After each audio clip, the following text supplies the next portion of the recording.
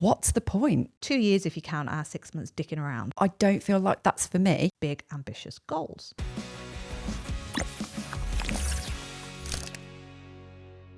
All things strategy. Is that how we're starting this? Apparently so. Okay, here's a question for you that comes up sometimes with our clients, which is maybe a little bit worrying, but we're here to address it today. A bit worrying. What is strategy? Well, it is a good question. And I feel like there's so many different ways you could look at strategy. And I think some people, you can blur strategy and tactics. So strategy for us, and by the way, a bit of a plug, there's a whole section on this in the book, Let's Talk Dog Business Strategy. Go and get it on Amazon. The way we look at strategy is being able to identify almost where do you want your end destination to be in your business? Where are you looking to go? What are you looking to achieve during that particular time frame? You could always put a time frame on it. And then the tactics are how exactly you're going to do it. So if you imagine a sat nav and you put in that end destination, it will then give you a step-by-step plan of how you're going to get there. And that's essentially all you're trying to do with your business. However, we do have people say to us, and we see it in other business groups as well, where the question is asked more often than not, oh, I've been doing all of this stuff. When am I going to get to the strategy? Like, how do I do the strategy? What's your interpretation of it? What a strategy is? I like looking at it like a jigsaw puzzle. Because it's not the roadmap analogy, but it is, you have to have all the pieces that fit together in the right way for the goal to be achieved. So it's kind of the same, isn't it? Yeah. Oh, I like this. This is a perfect example, actually, of how we both know what it is, but we both visually see it very differently. Yeah. And I do see the roadmap one as well, but I don't know, my brain reverts to a jigsaw for some reason. Yeah. Arguably, it's the same thing. So I think the strategy bit, it's asking yourself almost setting goals, if you will. I think sometimes that's an easier way to potentially look at it. But yeah, thinking about where you want your business to be. So if we use our business, so Canine Business Academy as the example, when we first had the idea that we wanted this business to come into fruition and be an alive and a kicking thing out in the universe, we deliberated for a very long time, to the point where actually we didn't take any action at all, and we just sat back and talked about it. It was a lovely idea that was never really going to go anywhere, because you have to take action. And I think that's another key thing that you need to be mindful of within your strategy. You have to implement something. You have to take action.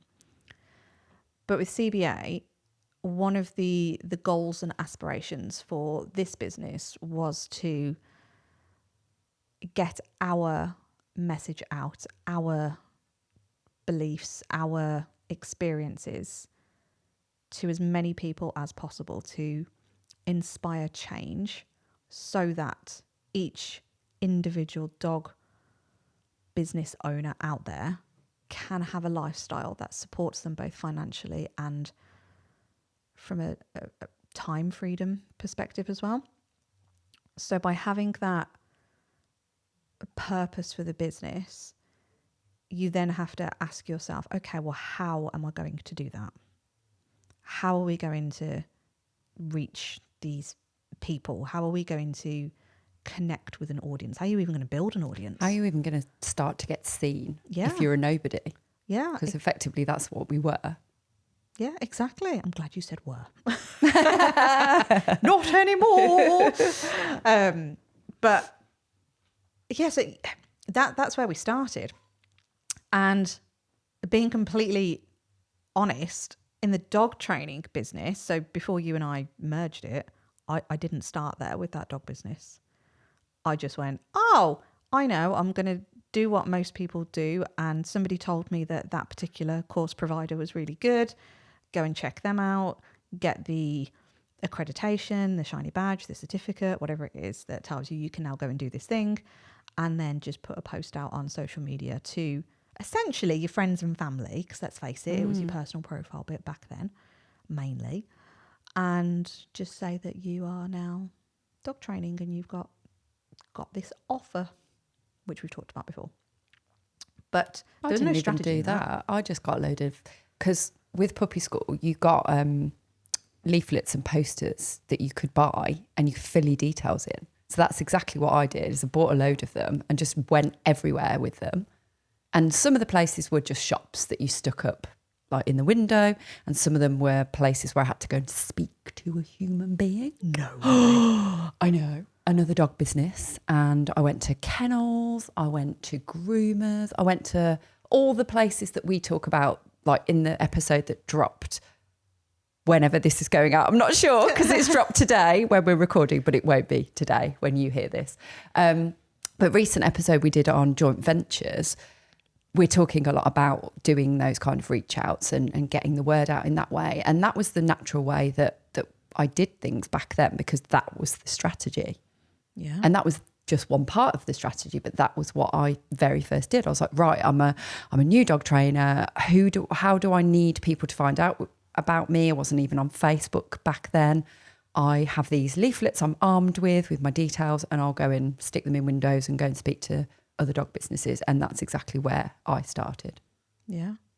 And that's it. So like with both of those examples, there wasn't really any strategy involved, No. because it was just a case of, I want to get my name out, but for what purpose? Didn't have a plan as to where it was going to go or how big I wanted the thing to be, or small, or what else I was going to offer. Like Yeah. it was literally puppy classes, and that's all it was back then. We did have a purpose. What's that? To scrat. Well, that was an unspoken purpose. It was the intention to scrap unintentionally. But that was just one part of a bigger strategy that I didn't have. It was just me taking one little puzzle piece and doing something with it, which is great because that's a start and that's a move towards something. But then what? No plan. Zero. Yeah. Zero next jigsaw pieces. Well, this is it, because then what inevitably ends up happening is you get stuck doing that thing, and it may work. You may get some leads off of it. You may end up getting some clients off the back of it. And that is kind of how it starts. On the flip side to that, it may not have worked. And what I am seeing a lot of recently is, I've tried this, I've done that thing that you've told me to do, and it hasn't worked. Well, A, bringing it back to your strategy, what were you hoping to achieve off the back of it? Mm-hmm. And is the thing that you have done the right tactic to help achieve that strategy? Because a lot of the times I do see business owners attempting different tactics to, do you know what I mean? Like it doesn't marry up with what they're actually trying to achieve. Yep. Yep. So almost like, I don't know, what's an example? Let's say you need some fast cash. Let's face it, we've all been in that situation. Shit's hit the fan and you're like, fuck, I've actually got no money this month, or I'm brassic, there's not enough money coming in. I don't even know what my numbers are, but it's definitely not enough. And you're a bit squeaky bum moment. So one of the tactics I see people lean on in that moment in time is to put a post out on social media. Or go and do some work on their website. Or go and work on a website. Yeah, both very number one choices. Well, let's go with the website example. How is that going to help you in that moment in time? Well, if people aren't coming to the website in the first place, what difference is it going to make that you've tweaked the website? Yeah. That's the first thing I think. And actually, do you know if that's where you're getting the majority of your leads from? Exactly. Have you got any data to support that is going to help if you do change it? Yeah. What type? How do you know what parts of your website are working as well? So is that message strong enough? Is that hook strong enough? Is Is there a call to action you can track off that website as well? Can people book a call off the website, or can they click through to do something else? Yeah. So all of that in itself are really good things to be focusing on. But for the scenario that we are hypothetically in now, that isn't going to bring in any fast cash. So then the other one is, let's put a post out on social media. And let's say that post is, let's use a workshop. Because we've got no cash, let's put a workshop on. Yeah, pretty much. Come on, let's face it. All been there, all done it. Oh, God, yeah. Put a workshop on. And in fact, I saw one this morning in a local group. I couldn't tell you how many. I only skimmed it, you know, when you're just scrolling and you just see it in your news feed. But it was very clearly a dog workshop. And there was I feel like this is a really old-fashioned thing to do, but it's still very prevalent, clearly. You know, like when you get like a starburst in the corner, so you just put like a big star with a price point like a in it. sale Thing. A little And it was just cardboard like cutout sale. £25 owned. I was like, £25? Ooh. How long was this workshop? I don't know. It was so full of text that even me skimming it, the only thing that I could clearly see was this big star with £25 in it. I'm like, oh, okay. Now, the question around that is, and again, we've had some conversations with this on this topic this week with some people in our communities. How often has that message been put out? Have you just put it out once? And I'm not even saying that particular example that I'm thinking of is necessarily the right way of going about it. But even if it's not, let's like not split hairs over that. Let's assume that in itself is a strong enough pull-in for your ideal audience. If you've only put that in once in, I don't know, 5 local groups and maybe your business page, and you've got crickets off the back of it, has it worked or has it failed? No, well, there's 2 things, isn't there? One, it may not have landed. If it's too busy, if there's a lot going on, people may have just missed the relevant information anyway. But also, they may just not have seen it because of the algorithm anyway. They may never have seen it. Yeah. Because unless you engage with it regularly, you're never going to see it. Yeah, exactly. Like all of this. So bringing it back to that hypothetical example or scenario, that we're in, putting that social media post is not necessarily going to help bring the fast cash in. So that the strategy around that particular scenario needs to be more hands-on. It needs to have more actionable things that you can be doing. That isn't just putting a message out into the big wide world and hoping that you're going to get some bites. And actually, let's imagine you did get some bites off the social media post and you put the workshop on. What's the workshop doing for somebody? What's someone going to get from the workshop? Is that clear? Like we've just done a podcast episode on funnels and how workshops can be really useful within a funnel. But that's a strategy. A funnel is a strategy. And this is the part that's missing from all of this, is to go like, put the workshop on. Great. We do the workshop. We get 6 people in. Then what? Do we just keep putting workshops on every time we feel a bit strapped for cash? And are we actually giving somebody the result that they want from the workshop? Is the workshop doing its job? Is the workshop being sold as a really awesome outcome that it's never going to be because it's 2 hours long? And this isn't me belittling workshops. This is me just saying like, this is what we do as dog trainers, because there is no strategy beyond the workshop. There is no bigger picture thinking, which is where we all fall down, because we're just thinking of that just like tiny little step in front of us when we should be thinking many, many more steps beyond that. Yeah, that's a really good way of putting it, thinking about that next step. So tying it back into that social media post, and let's assume then we have got crickets, or maybe you've only got like really low numbers of engagement, and maybe it's just a few people that have liked it rather than actually done any direct reach out off the back of it. The amount of people I see say, I've done this and it hasn't worked. I love your smile on this.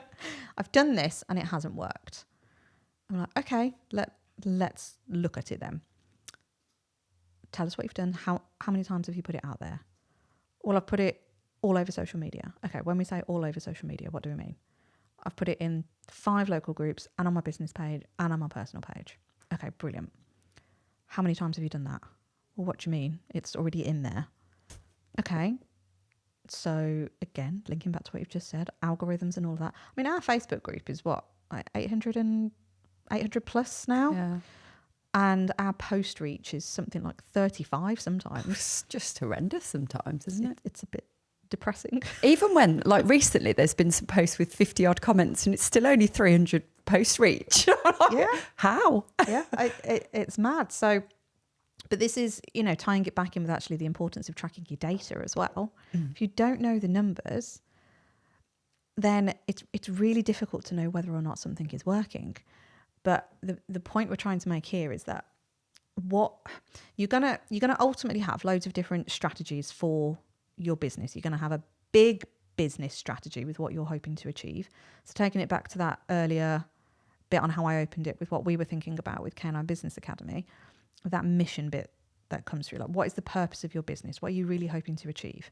Because when you're in the early stages of your business, or even actually if you are a veteran business owner and you're wanting to tighten everything up so that it operates Or it starts making some money and it starts giving you all the things that you imagined it would give you as a business owner. Yep. So if you're re-looking at it or if you're starting out, it's always a really good place to start and go like, what is the purpose? What is that mission of your business? What are you hoping to achieve from it? Because that will then give you an idea. So we always talk about reverse engineering stuff. And you think about it with dog training. Do it in dogs all the time, don't we? Like you know what behaviour you're seeing, you know what behaviour you're trying to get, how are you going to work it backwards from where you're currently at? And it's the same thing. So where do you want to be in your business? What does it stand for? What's the purpose? What are we hoping to achieve? What's the steps involved in that? And sometimes it's just doing a brain dump because you can't always logically go, right, okay, so this is going to be step 1, this is step 2 and step 3 and so on and so forth. Like we're the best part of 18 months, 2 years if you count our 6 months dicking around into CBA. 18. What did I say? I've lost track. 18 months of actual, we've got it right. Yeah. We know what we're doing. And 6 months of dicking around. But within these 18 months, we're forever tweaking that strategy. Like the big picture strategy actually hasn't changed. No. However, the bits that we break it down. What I would say actually is the mission, vision and values have all changed slightly, not hugely, but they've evolved as well. So I think when we get people to do the work on their mission, vision and values, it sounds a bit like, I think we always go, we get kind of like, oh, really? Do we really need to do it? And we know how important that is. And we know that is the foundational point from the pivot point almost from what everything else you do platforms off, really. And for us, it was like there was a basis there, but it's been refined because we've actually got clearer on the strategy, and then that leads back to the mission, vision, and values part. So you don't have to get it 100% perfect, but what you do need is a really good idea, and that's where you were saying about the brain dump that comes in, because you can just see all your ideas on a bit of paper, go like, which ones of those do I feel like are pulling me towards, like which ones are kind of like the passion coming through for. Start with those, and then if it means you change it, and we're not going into detail about how you build your mission, vision and values on this episode, but it doesn't have to always be set in stone.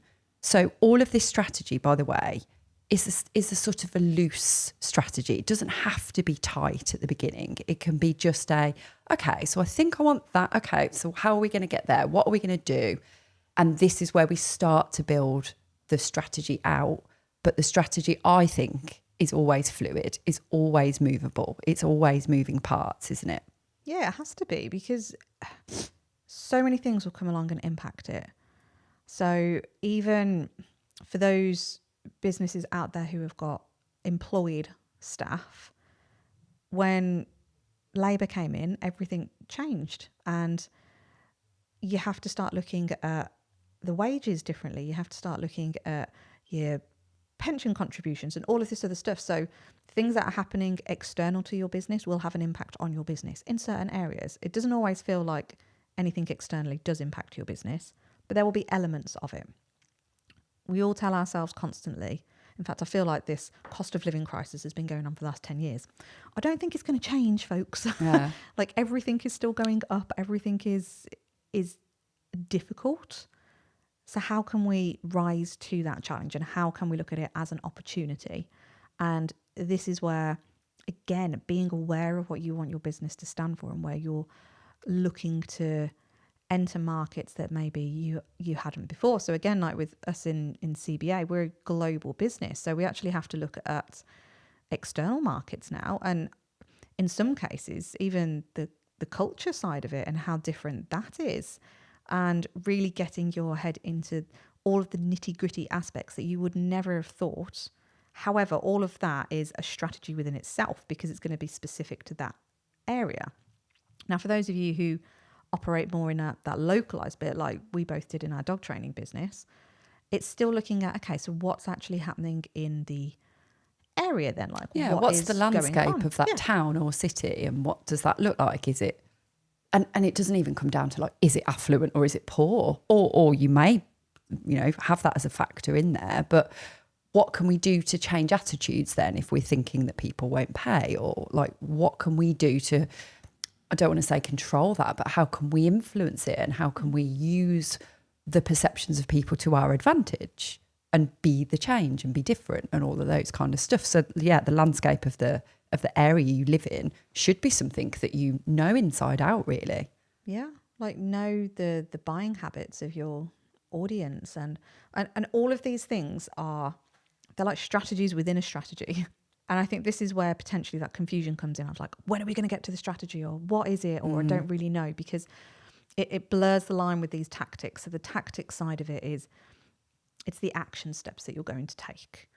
So that strategy, if you think about it, is that bigger picture thinking. It's the goals, it's the big ideas. And then the tactics is, okay, so how are we going to achieve it then? How are we actually going to make that thing happen? So actually, sorry, just to interject there, because I think it'd be a good point. Going back to what I said about the leaflets when I started puppy school. Yeah. So that you would look at that and go like, what I was doing physically is going to put them in shops and going to speak to other business owners. That's the kind of tactic around the bigger picture. So what is the purpose? Why am I putting those leaflets out? That's the question to ask yourself, is to go like, what is that going to bring me if I go around and make the effort of spending an entire day going around all of these businesses, putting these posters up? What is the bigger picture with that? So hopefully people see it. So I've got awareness that I exist, and they start seeing the logo, and they start recognizing, oh, my name pops up here. Oh, I've been in that shop and your name's on there as well. So that becomes like something that they are aware of. And then hopefully it becomes a lead generation strategy, so that they are seeing me to go like, well, that's intriguing me. I might inquire with her. There we go. So we've got that strategy around lead generation. So that action of me going and putting leaflets out is one tiny part of a bigger strategy, which is to get people in to buy the thing I've got for sale, to make me some money, to then get the goals that I want for the business. Yeah. So I don't know if that helps in kind of... Yeah, and I'm going to break it down a bit further, actually, because I really like that example. And I think this is where you have to be aware, or rather, I mean, you don't have to, but it certainly helps to have an awareness of that strategy bit, because in that particular example, the tactic was to, like I say, go and do the delivery of the posters and leaflets and so on and so forth. For a lot of people, I think the assumption that by you doing that, you are going to make sales off the back of it. Yeah. And this is where that tactic doesn't aid that particular strategy, because it's highly unlikely, I'm not going to say impossible, but it's highly unlikely that someone's going to go, oh, I've seen your poster or your leaflet in that shop window, and I'm just going to go and buy from you. I'm going to go out of my way to try and find how I can buy from you. Now, again, you may get the odd ones, but they are typically all ready to buy and you just happen to be right place, right time. Yeah. But actually that's the perfect tactic to help the awareness strategy of getting your brand awareness out. It's the first step towards that lead gen, isn't it? Yeah, it's like a little exactly. in-betweeny step. Yeah. So this is where we have to ask ourselves these, I think they are quite hard questions to answer, because again, I think it comes back to this lack of business know-how in why are we doing the things that we're doing. Like, we're all told to go and speak to vets and speak to groomers and go and put leaflets and stuff out, but we don't know why we're doing it. And again, I think this is where that assumption then gets blurred, that by doing that you're going to make money off the back of it, essentially. You're going to get clients. It's almost like back to that instant gratification. Like, I've even heard people say, oh yes, so I spent yesterday delivering all these leaflets, I've still had no inquiries. Yeah. Like, it's going to happen that quickly in a day. Yeah. The same as that social media post. Oh, I've put a post out, it didn't work, no one's bought. I'm like, well, no, because They're not going to. It's the wrong tactic for that particular outcome. Especially if it's a brand new business, you've got to build some trust and, keep seeing that business name pop up or that person pop up before somebody's actually going to take action. And we know the 7-4-11 rule, 7-11-4 rule, like, you have to keep seeing, consuming it, getting familiar with it. And then that recognition comes in and the awareness starts to build. And that's a big thing that people are skipping. Yeah, it's a massive skip over to the point where I don't even think there's an awareness around it.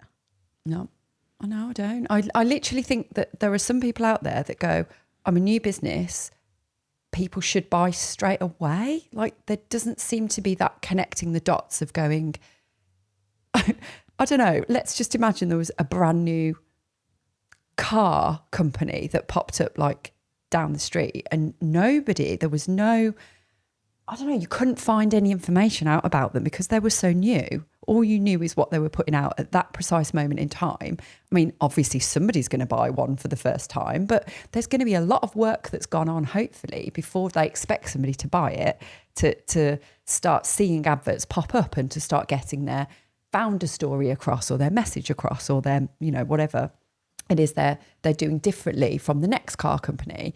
You would hope there'd be a lot of that first, because otherwise they've got this showroom and they're going, oh, nobody's buying. Well, they haven't done any of that work. That's why. Yeah. And this is where breaking the business down into different goals or themes or segments or however you want to look at it, it's breaking it down into that step by step. Where do you want to get as your end goal? It's looking at that jigsaw puzzle and going, right, okay, when that jigsaw puzzle is complete, what does it look like? And again, it may be for certain areas. So for us, we absolutely have an awareness jigsaw puzzle in itself. We have an awareness end destination. So within that awareness category, we go, well, how are we going to do that then? How are we going to grow our audience? How are we going to get our name out? And that's exactly where we started when we first launched with CBA, because it was like, well, we are unknown to anyone and everyone. We could create a Facebook page and a Facebook profile and a social media profile, and we could start posting, which was one of the tactics. However, because of our big mission, we were like, that's not going to give us the impact that we want to achieve. It wouldn't have given us the traction. No, it's not. That tactic was an important one to create that social platform and that credibility bit that you start to build, but it wasn't going to be our only tactic. So then we look back at that bigger picture goal and go like, right, we want mass awareness. How are we going to do that? And you start brain dumping some other ideas, and we go, okay, so maybe let's do some conversations with big industry experts and just introduce ourselves, and let's see where those type of conversations lead. We did that as well. That was another tactic. So already these two alongside one another is where the brain dump comes into fruition, really. It's the really handy things going, right, okay, this is what we're trying to achieve. How are we going to do it? And then we was like, oh, do you know what? I actually think a podcast is probably the best way, because we're not restricted in any way, shape or form. It could reach it's unlimited, really. on who it can reach. It's got that potential. Well, because we knew it was going to be a global business, it wasn't at that time, but we knew that's what we were aiming for. The podcast is global. So therefore that fits with that strategy. Now, I just want to use an example, actually. If you're a local dog trainer, which many of you listening will be, it seems to be a bit of a trendy thing at the moment because they're becoming so popular that people want to start their own podcasts, right? That's great. Obviously, we love podcasting, and we would think that that's amazing for somebody to do if it fits with the strategy. So if you're a local dog trainer and you're starting a podcast that anybody in America, Australia, like it depends where you're kind of aiming for here, like they're all listening, but they can't buy your services and you're using it as a lead generation tool, what's the point? Like, why are you doing it? Why are you putting all the time, all the energy, all the money? Because let's face it, a lot of all of those things go into creating a podcast. The consistency, the dedication to it, the longevity. Like, you have to have a plan around starting a podcast, which is why we are with the agency, because we knew that we wouldn't be able to sustain it. And we'd already had that conversation prior to doing the course anyway. So just look at that and go like, oh yeah, I'll do a podcast because that's what everyone's doing. Why? Why are you doing a podcast that's going to reach all these countries where they can't reach you to work with you? If that is the point of the podcast. If the point of the podcast is a passion piece, is something you feel so strongly about, you want to get it across to the world, and you've got the time and you've got the money and you've got the inclination, fill your boots, go for it. But this is something that I've had conversations with a few different people recently and going like, have you thought about the bigger picture? Because I really don't think that you have. Yeah, and it's a really valid point, and I think you could extend that to any of the tactics that you are looking at, because there's so many incredible business owners out there and business coaches and a lot of inspiring people out there that will say, be on all social media platforms, do all of this, do all of that, make sure, and we're in part a little bit guilty of being a part of that noise, because we talk a lot about all of these different tactics that you could implement. However, it is our intention that you really think about what is the right tactic for you. Now, we share the ones that we know to work really well in your business. You will hear us talk about the importance of social media. However, it is not the only tactic that we will talk about. And it should also not be your sole focus if it is not working for you. And this is where it is all trial and error. You will all have different goals in your business. Things will work differently for each of you as well. Just because one person is doing incredibly well on Facebook, it doesn't mean you will.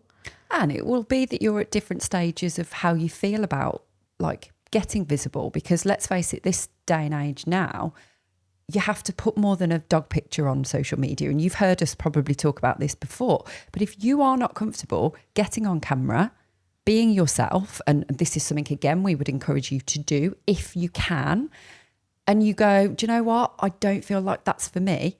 Don't do it. Like, we're not going to force anybody to do anything like that if they don't want to do it. Let's look at what other options there are then. And if those work better for you, let's do those. Let's do those really well and have the other one. But we don't put as much focus on it. It's there, but we don't put as much focus on it. But we put more energy into the other ones. And those are going to bring us the return. Yeah, I think there's so much emphasis on having to do everything. And I think this is where that overwhelm comes in. And I think this is where strategy goes completely out the window, because everyone is just focusing on tactics. And then the money like bit takes over, this brain keeping yourself safe, like quick, and the workshop gets put on again. Yeah. No strategy around it, back to that same conversation. No. And ironically, I'm going to throw this in. Oh God, what are you going to say? Whilst we're in shit creek of feeling overwhelmed with all of these different tactics that everyone is telling us to do, and this is what we should be doing to grow our businesses and yada, yada, yada, yada, a CPD course comes along, and we then invest the next 6 months of our lives doing that program, or time, energy, money, investment into that program. for what purpose? Yeah. How is that going to, because that's another tactic. It's investing in your CPD. It's an important thing to do. Question mark. Yeah. And I think I think there's two ways to look at it. We talked about the imposter syndrome around why people do a lot of these CPD courses, because of the judgment of others, the fear of judgment of others, and feeling they're not good enough. And I also think there's a lot of FOMO around courses that other trainers post about. And I felt it before, and I've done it exactly like this, where someone's gone, oh, you need this course. It's like the most amazing thing in the world. And I love that somebody loves it, and I love they're bigging it up, and I love the passion. And you go, well, that wasn't something I was going to do, but now I'm going to do it. And it totally sways you into doing something that you'd never planned to do. But because the purpose, back to the mission, vision and values, and the purpose and the strategy is not there, that's how easily you can be swayed off of that path, because it's not solid enough. You haven't laid the foundational parts. So therefore that path has just crumbled in a second, and you've gone on a totally different trajectory, spent a shit ton of money that you never meant to, and then you've done it and gone, oh, it was great, but now what am I going to do with it? Yeah. And you're back to square one again. Yeah. And this is where, like, you've got to have those solid foundations of what it is you are trying to achieve and at what point. So, you know, we talk openly that we invest in our own masterminds with our own mentors, and it's a crucial part of our business journey. Our own cults, you mean? Our own cults, yes. We've just joined another cult. Yes, we have. But as part of that, we still have those conversations, and we still have those decisions to make, that when you are up for renewal in whichever service you have invested in, and if you're in coaching programs, they are always typically like an ongoing and essentially like a forever option, because that's, well, A, it's a really good business model, but B, it's a really good business model as well for you to make sure that you are continuing that learning, you are continuing to implement all of these things and take action, and so on and so forth. But when you are thinking about your own strategy and your own goals, like we've had this conversation about our investments to go, right, okay, this particular one is coming up for renewal. Is it the right thing for us to do? Put money to one side. There's a whole other conversation. Like, money very rarely factors into it. And let me tell you right now, we never have it to invest. We never have it to invest, but it is still a conversation. So money always gets put to one side and we go, is it the right thing to do for the business? Okay, we both really want to do it, but is it the right thing to do for now? What is it going to bring us? How is it going to move the needle forward? And we actually took the decision to step away from one of our masterminds a good few months ago now. And it was a hard decision in one way, because we love the networking, we love that community. We've made some epic friendships and relationships and collaborations off the back of being in that community. But what we realised for us at that time in our business, it had absolutely served its purpose. And if we had stayed in it, it would have essentially just been a very expensive friendship group, which is not going to help our business grow and scale. Now, it's absolutely our intention to jump back into that mastermind at some point. But as of right now, we looked at the overall business strategy and went, it's not right for right now. And then something else comes along and we have the same conversation, like, oh, here's another opportunity. How do we feel about it? Do we want to do it? Yes or no? Okay, yes. What's it going to bring? What's the return on investment? And sometimes these return on investments may not necessarily be a financial gain back. May not immediately be, No. but they should always be there somehow down the line. And again, later on in the strategy. But it depends how good your ability is to look into the future, really. Because the latest investment we've made is for longevity. I think it's for longevity, and it's for a slightly on the same theme as what we've been doing, but like more awareness and more, I don't know, just refining everything, I suppose, because we've got everything going really well at the moment, but we want to make it better. And there's certain aspects of it that we feel this investment will help us with. But if we'd made that investment way back at the beginning, it wouldn't have been helpful then. So again, it's looking at the stage of business you're at and going, that might be great, but I'm not sure it's great for me right now. Maybe a bit later on down the line. Or actually, I am going to do that now. It's not ideal. Haven't really got that money to invest, but I really think I need that to be able to get me to the next point. And by that time, hopefully that money will be coming back to me and I will be in a position to continue with my development in whatever way, shape or form that looks. Yeah, and that's it. So it's bringing everything back to like, what is the main goal you're looking to achieve? What are the, and you know, breaking that down into the areas like we've said, like you could do an awareness piece, you could do a financial piece, and go, okay, so what are the financial targets we want to be hitting? And in fact, sticking on that financial target one for a moment, I still see this thing as being a really prevalent thing in all spaces. Ask somebody what their ideal amount to earn is, and it's always 5 or 10k months. Always. Yeah. Like I never hear a different figure. 5k months, 10k months would be great. I'd be laughing. I'd be happy. Which they're quite different, actually, if it's a 5 or a 10k month. Yeah. It's a bit like when I worked in the Blue Cross and people would come in and say, have you got any puppies or kittens? For me, that's how I look at that. Okay. They're quite different. Was not what I was expecting you to say, like, if you've got any Jack Russells or like Great Danes. Oh, no, like no. going that polar opposite. No, I was recently having a conversation with someone about this who worked in rescue. Well, I might have been Helena, actually, working in rescue. And it was, a common question was, if I was ever covering reception, have you got any puppies or kittens? Okay, those are quite different and they're two very different conversations. But anyway, that's gone off on a bit of a tangent, but it wouldn't be our podcast if we didn't go off on a bit of a tangent. Yeah, true that. So yes, 5 or 10k months. Brilliant. Sounds awesome, doesn't it? And then like, yes, okay, of course, that's totally achievable. Question mark. Go back to the data, go back to having a look at what you are doing. Do you have a product or service that is at a price point that could realistically get you to achieve those numbers? Because if you are doing £35 ad hoc sessions, I don't even know if I'd be able to do the math on that. How many perfect fit harnesses and chews and one-off sessions would I have had to sell? How many would you actually back in the have scratchy to days do to hit that 10k month? Yeah. Is it even achievable? Yeah, I think not in many cases. Because even if it is achievable, I would imagine you would be doing more than a full-time job on that. You would be broken and burnt out. Yeah. Which is why people don't do it.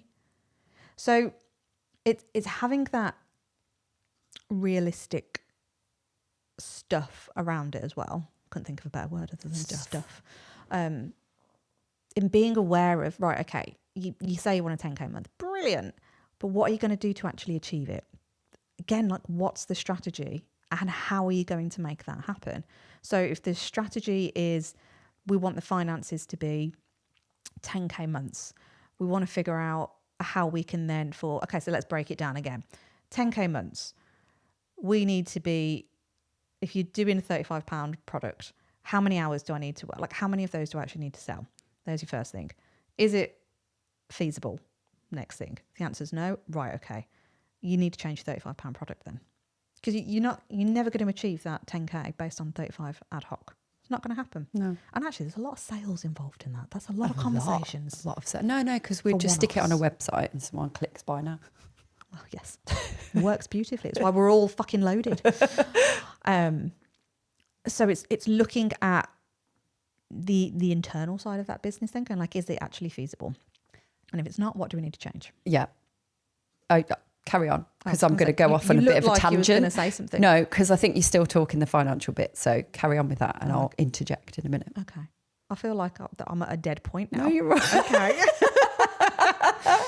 Cut me off. Have I frozen your brain? Yes. No, so look at where you are in the business of, is it achievable? How are we going to do it? And then it's breaking it down even further and then go, okay, let's assume now we've fixed that problem. We've now got a price point that is going to help us achieve that 10k. And for argument's sake, and ease of my math brain, because I'm a bit piss poor on the numbers front without my Excel spreadsheet. You've got £1,000 service. You need to sell 10 of those to hit your 10k. Nice and easy, as in terms of math. Are you then selling are you converting every single inquiry that comes in? Well, actually, another question, are you even getting 10 inquiries in? And then for what are you converting? So you see how you're just constantly breaking it down all the time. And then these are the tactical bits. So you go, well, if I'm only getting 5 inquiries in each month, and let's assume I'm fucking awesome at sales and I can sell all of them, that's still only 5K. But then let's look at realistic figures and go, well, okay, based on your conversion rate, let's assume maybe you're only converting 2 or 3 out of those 5 inquiries. So now you're only at 2 or 3K. So you've now got a 7K difference that you need to make up, but you've got no more inquiries coming in. So therefore, the next part of that strategy is how do you bring in more awareness? And you're back to that awareness strategy.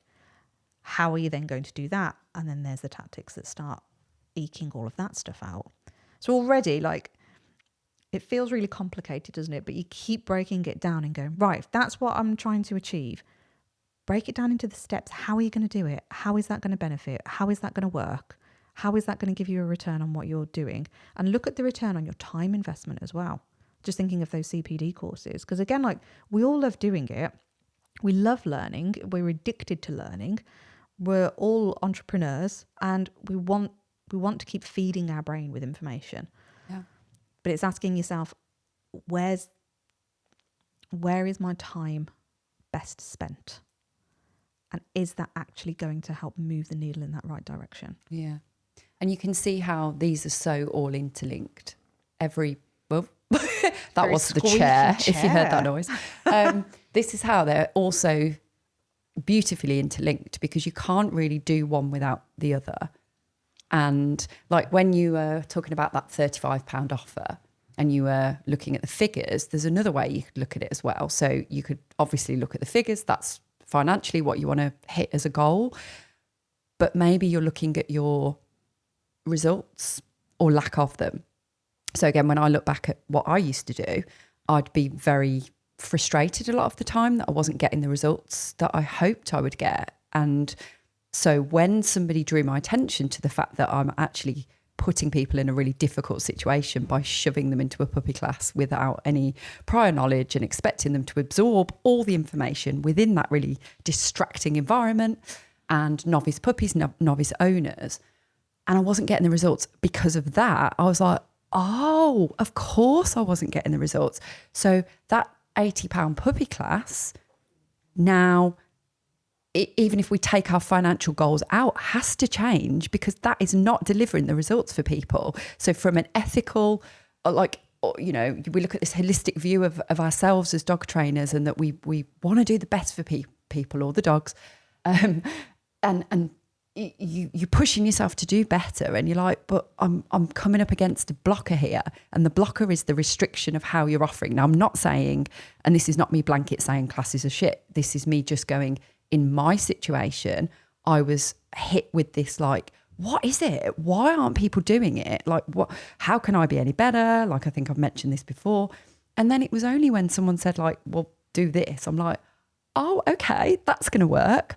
But what that meant was me increasing the fees, me offering a completely different kind of service that's actually going to get results for people. Boom.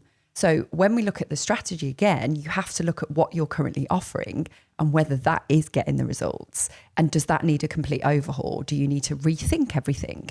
And are you just doing what you think you should do because everybody else is offering it and doing the same? So I think there's 2 ways you look at those goals and go, like, from a financial point of view, the £35 offer needs to go higher.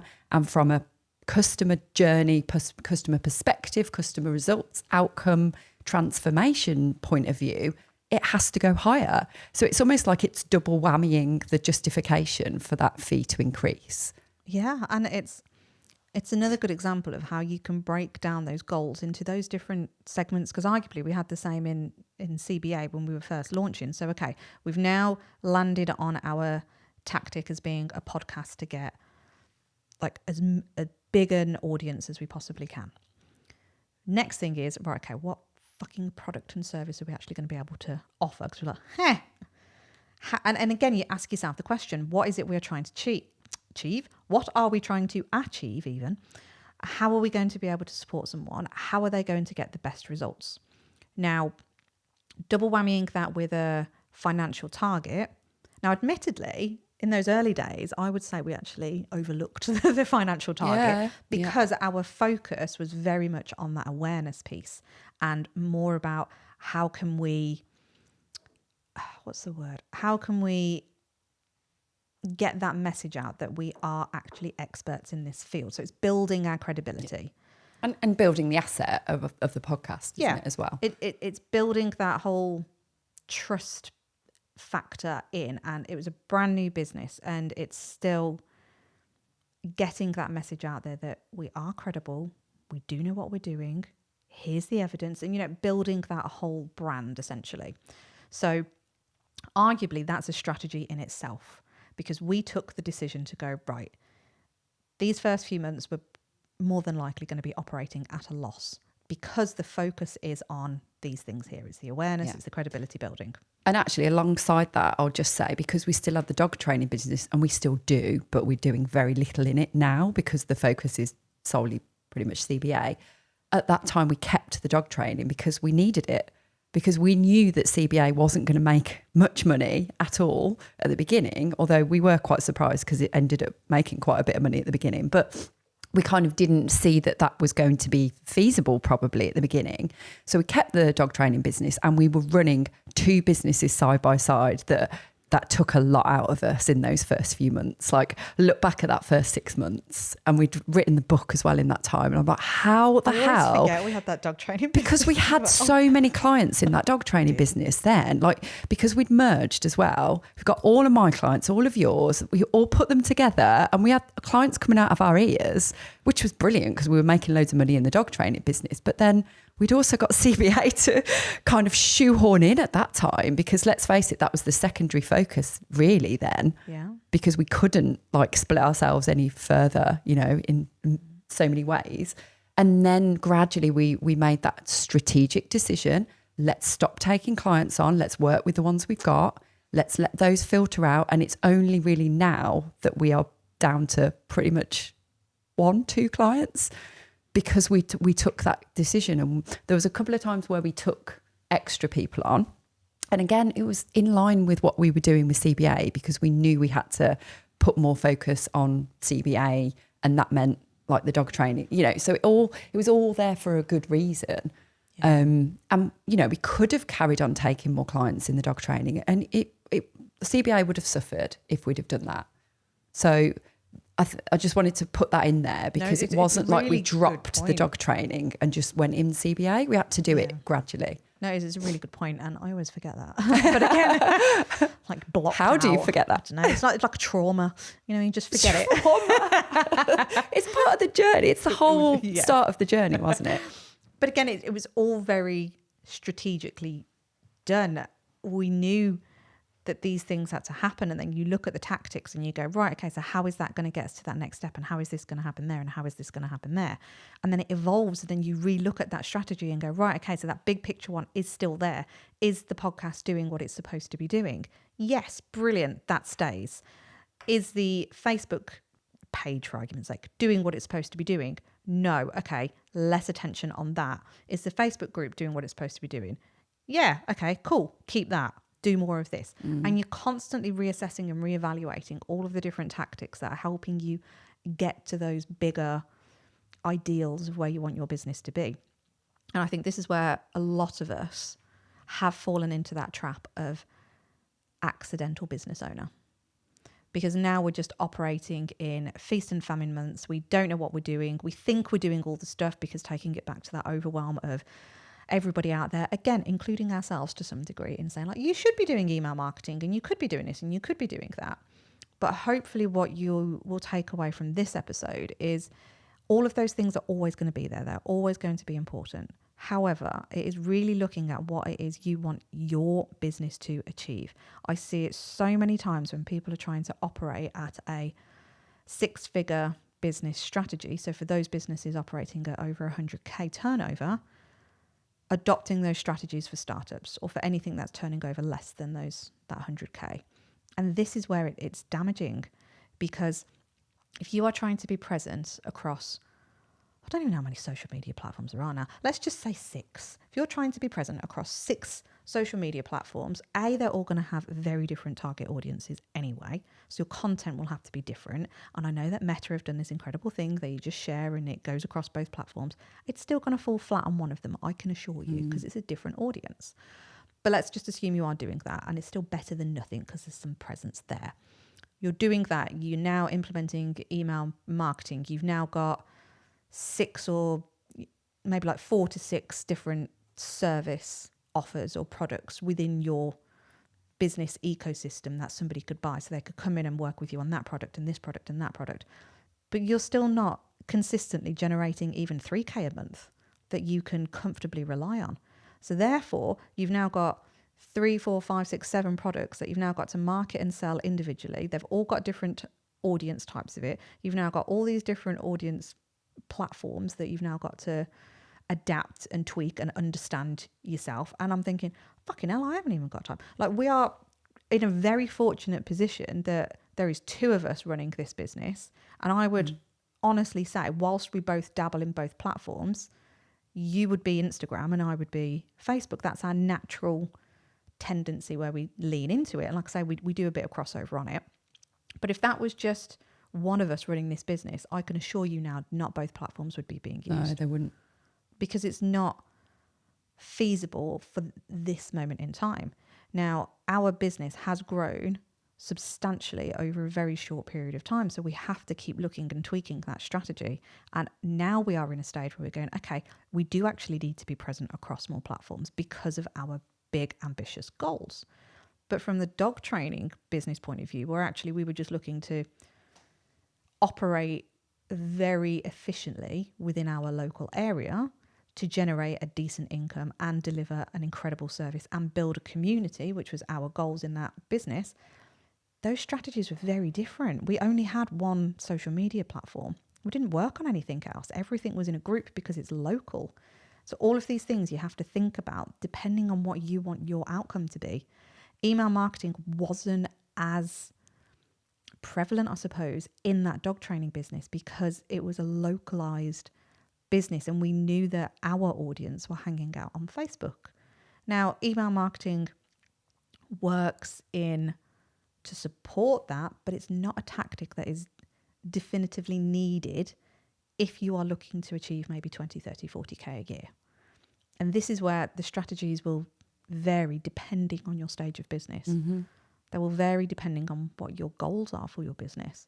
So listening to, again, the likes of us and every other business operator out there telling you about all of these tactics, they are for you to independently figure out and choose, unless, of course, you want to invest in some mentors that can help you with this. Hint, hint. Who would that be? Hint, hint, wink, wink. We're pretty awesome at it. Then you will feel overwhelmed and you will have no idea where to start because this is what the world is telling you to do. Yeah, yeah. And actually, you could listen to this podcast and go like, oh God, 1 minute they're talking about that. And then the next they're talking about this. And that's the kind of idea, though, is that we're giving you a flavour of all the things that need to be considered. We are giving you a taste of our own experiences and what worked for us and what didn't. And that's kind of what this podcast is all about, really, is to give different perspectives. It isn't to give you the strategy. There are some people we know that listen to this podcast and will implement some things off the back of it. And that's amazing because I think anyone who's got that drive to go, you've really inspired me. And that makes us feel really nice if people have tried things. But ultimately, without the rest of it and having that roadmap or that jigsaw puzzle in its entirety, it's not going to probably get them the end result they want.